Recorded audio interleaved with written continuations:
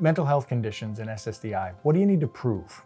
To win a claim for Social Security Disability Insurance, or SSDI, based on a mental health condition, you need to show that your condition seriously limits your ability to work.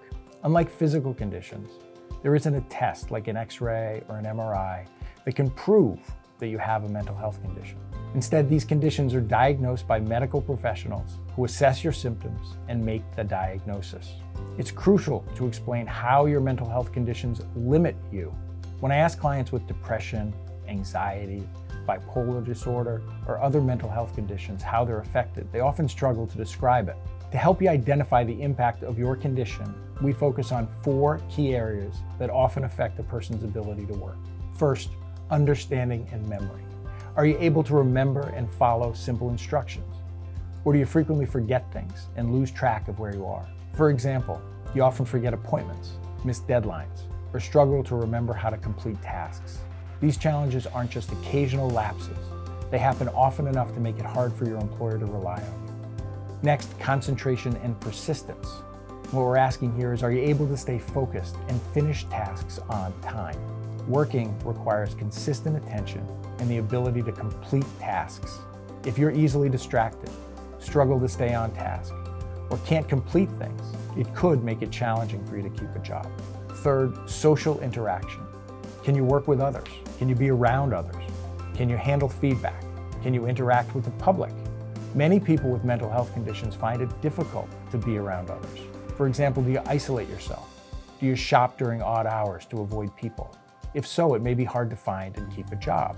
Fourth, adaptation. Can you manage changes to routine and handle the stress associated with those changes? Work environments are rarely static.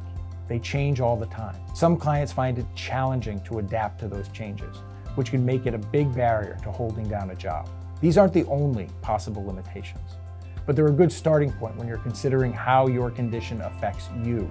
It's also essential to give concrete examples. Instead of just saying, "I can't concentrate," describe specific instances when you struggle to focus or complete a task. This helps paint a clearer picture of your challenges.